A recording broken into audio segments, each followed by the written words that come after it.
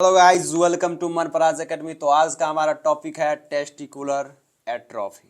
Testicular atrophy means होता है कि हमारा जो टेस्टिस का साइज होता है उसमें डिक्रीज हो जाना, मतलब टेस्टिस का साइज छोटा हो जाना, सिंपल सा मीनिंग है। और इसमें हम लोग पढ़ेंगे टेस्टिकुलर एट्रोफी का डिफिनीशन, काउजेज, सिम्टम्स, मैनेजमेंट, सारा कुछ पढ़ेंगे। एक ना एक टॉपिक छोड़ना नहीं है। और इसमें थोड़ा सा आसपास में डीजे उजे बज रहा है तो आप लोग मैनेज कर लीजिएगा, क्योंकि शादी ब्याह हो रहा है सबका। तो इसके लिए जलना नहीं है, टेंशन नहीं लेना है, हम लोग को सिर्फ पढ़ाई पे ध्यान देना है। तो सबसे पहले हम लोग शुरू करेंगे डिफिनीशन। किस चीज़ का डिफिनीशन? टेस्टिकुलर एट्रोफी का डिफिनीशन शुरू करेंगे। तो उसके बाद टेस्टिकुलर, देखिए, testicular atrophy refers to the shrinkage, reduction in size, function of one और बोथ टेस्टिकल्स। मतलब देखिए, एक तो साइज, टेस्टिकुलर एट्रोफी, जो देखिए ये टेस्टिस है हमारा, इधर टेस्टिस आपको दिख रहा होगा।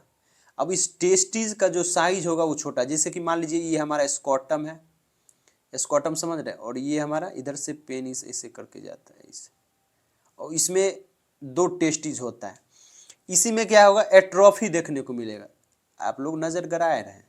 तो जैसे इसमें कि टेस्टिकुलर एट्रोफी में होता है कि एक एक छोटा हो जाएगा, साइज डिक्रीज होगा, या दोनों का साइज डिक्रीज हो जाएगा, या कमजोर पड़ जाएगा, टेस्टिकल्स कमजोर पड़ जाएगा, या इसमें जिसके कारण से इसमें फंक्शन सही से नहीं कर रहा है। हो सकता है एक जो हमारा टेस्टिस होगा फंक्शन सही से नहीं कर रहा होगा, मतलब फंक्शन ही नहीं कर रहा होगा। तो ये चीज़ होता है। तो टेस्टिकुलर एट्रोफी में होता है कि एक तरह से श्रिंकेज हो जाता है, सिकुड़ जाता है, या साइज छोटा हो जाता है। टेस्टिस सिकुड़ जाना या साइज छोटा हो जाना। उसके कारण क्या होता है, it occurs when seminiferous tubules decrease in number, leading to reduce sperm production and hormone secretion. जैसे कि हमारा टेस्टिकुलर में, मतलब टेस्टिस में कौन सा हार्मोन सबसे ज्यादा मतलब बनता है, तो टेस्टोस्टेरोन बनता है। कौन सा बनता है? टेस्टोस्टेरोन बनता है।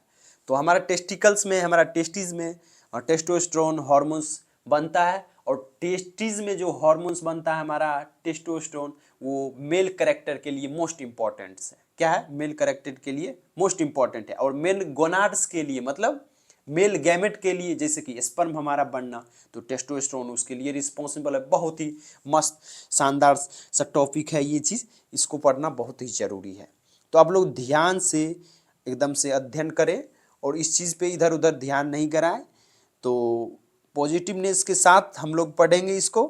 जैसे टेस्टिकल एट्रोफी में सीधा सा इतना सा बात जाने कि रिडक्शन इन साइज हो जा रहा है, एट्रोफी हो जा रहा है किस चीज़ में? टेस्टिस में। इतना सा समझे, इसके ज़्यादा इसमें कुछ नहीं है। साइज छोटा होगा से और श्रिंकेज देखने को मिलेगा, सिकुड़ जाएगा, जिसके कारण से फंक्शन में दिक्कत हो सकता है। तो उसके बाद हम लोग देखेंगे टाइप। टाइप में अब ये मेनली दो टाइप का आता है। टाइप्स में क्या, मेनली दो टाइप। एक आता है यूनिलेटरल टेस्टिकुलर एट्रोफी, दूसरा आता है बायलेटरल टेस्टिकुलर एट्रोफी। तो उसके बाद इसमें यूनिलेटरल जो है हमारा, यूनिलेटरल, जैसे कि ये हमारा स्क्वाटम है, ये स्क्वाटम है। उसके बाद इसमें जो दो टेस्टिस है, तो एक में ही छोटा होगा, एक में छोटा होगा। यूनिलेटरल टेस्टिकुलर एट्रोफी में एक, बस एक टेस्टिस छोटा होगा उसमें। अब बायलेटरल में दोनों छोटा हो जाएगा, दोनों टेस्टिस श्रिंक हो जाएगा, मतलब छोटा हो जाएगा, सिकुड़ जाएगा। उसके बाद जिसके कारण से more serious due to risk infertility and more hormonal imbalance, more hormonal imbalance हो सकता है। बहुत सारा टेस्टिकुलर इनफर्टिलिटी, मतलब टेस्टिकुलर में दिक्कत से आएगी, टेस्टिस में स्पर्म बनता है वही नहीं बनेगा, तो इनफर्टिलिटी देखने को मिलेगा। इनफर्टिलिटी मतलब बांझपन, जैसे कि बच्चे को जन्म नहीं दे सकता कोई भी पिता। तो इसमें कंडीशन, उसके बाद आता है काउजेज। ये क्यों होता है? दो देखिए, यूनिलैटरल जिसमें एक साइड टेस्टिकल्स जो सिकुड़ रहा है, छोटा हो रहा है, साइज एस्ट्रोफी हो रहा है उसमें। और बायलेटरल, बायलेटरल में दोनों साइड का सिकुड़ना, मतलब दोनों साइज का, बोथ साइड का सिकुड़ जा रहा है, श्रिंकेज हो रहा है, या उसमें एट्रोफी हो रहा है, मतलब साइज छोटा हो जा रहा है। उसके बाद हम लोग बात करेंगे इस चीज़ का काउजेज। काउजेज में क्या, हार्मोनल काउजेज हो सकता है, इन्फेक्शियस काउजेज हो सकता है, vascular causes, physical causes, lifestyle causes, other causes. तो इसको हम लोग डिटेल में आगे पढ़ेंगे। जैसे कि फर्स्ट में हमारा काउजेज में आता है इटोलॉजी। इटोलॉजी मीन्स काउजेज होता है। सबसे पहला हमारा हार्मोनल काउजेज। हार्मोनल काउजेज में क्या होगा, लो टेस्टोस्टेरोन देखने को मिलेगा, हाइपोगोनाडिज्म मतलब जैसे स्पर्म का रिडक्शन होगा, स्पर्म सही से नहीं बन पाएगा। Age related hormonal decline, testosterone में इम्बैलेंसेस देखने मिलेगा। उसके बाद अगला हमारा आता है इन्फेक्शियस काउजेज, बी हमारा इन्फेक्शियस काउज, इन्फेक्शन के कारण जैसे मम्प्स मम्प वायरस के कारण होता है, जिसके कारण टेस्टिस में इन्फ्लामेशन देखने को मिलता है। उसके बाद सेक्सुअली ट्रांसमिटेड इन्फेक्शन के कारण भी हो सकता है। उसके बाद आगे हमारा आता है तीसरा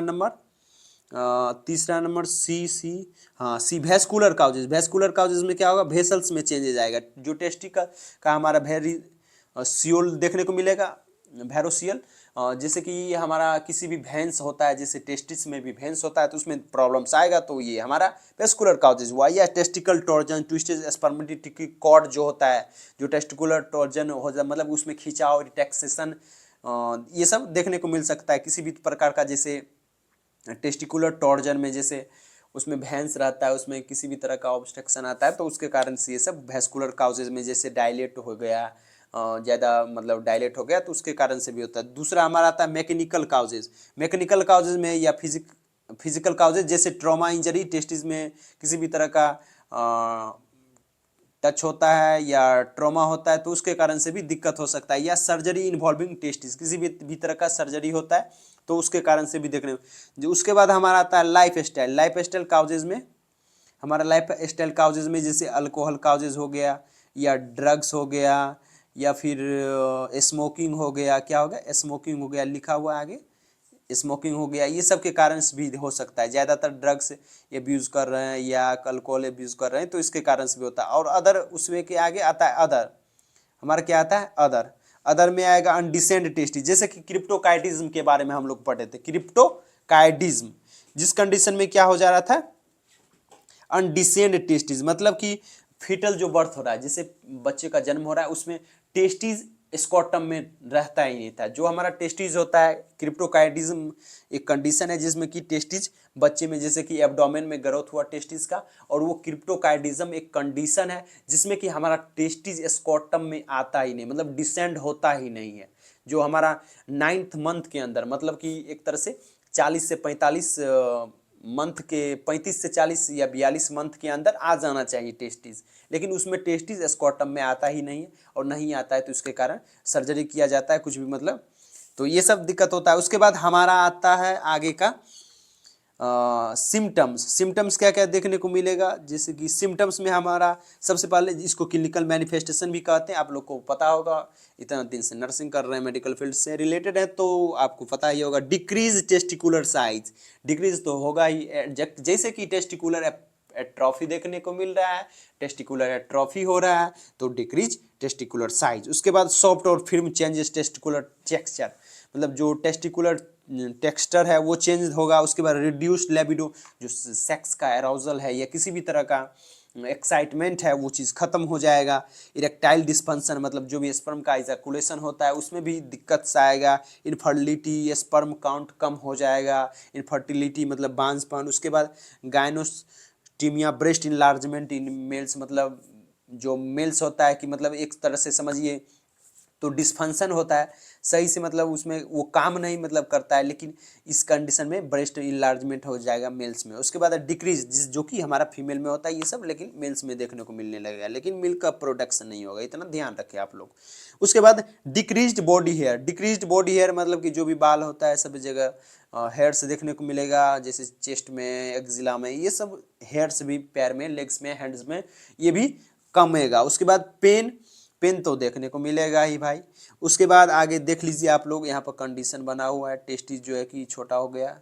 उसके बाद पैथोफिजियोलॉजी में हम लोग देखेंगे, पैथोफिजियोलॉजी में सबसे पहले हमारा आता है पैथोफिजियोलॉजी डैमेज टू से, सबसे पहला हमारा डैमेज होगा सेमिनिफेरस ट्यूब्यूल्स, डैमेज होगा। उसके कारण क्या क्या देखने को मिलेगा, रिडक्शन, किस चीज़ में रिडक्शन देखने को मिलेगा, स्पर्म रिडक्शन सेल्स देखने को मिलेगा, स्पर्मेटोजेनेसिस देखने को मिलेगा, जो लो हो जाएगा। स्पर्मेटोजेनेसिस मतलब स्पर्म का बनना कम हो जाएगा, इनफर्टिलिटी देखने को मिलेगा, जिसके कारण सबसे पहला डैमेज हुआ सेमिनिफेरस ट्यूब्यूल्स। उसके कारण से रिडक्शन, स्पर्म प्रोड्यूसिंग सेल, जो हमारा स्पर्म का प्रोड्यूसिंग करने वाला सेल है उसका, उसमें कमी आएगा, वो चीज़ नहीं सही से कर पाएगा, जिसके कारण स्पर्मेटोजेनेसिस देखने को मिल रहा है। स्पर्मेटोजेनेसिस मतलब फॉर्मेशन ऑफ स्पर्म, ये चीज़ डिक्रीज होगा। इनफर्टिलिटी मतलब बांझपन देखने को मिलेगा।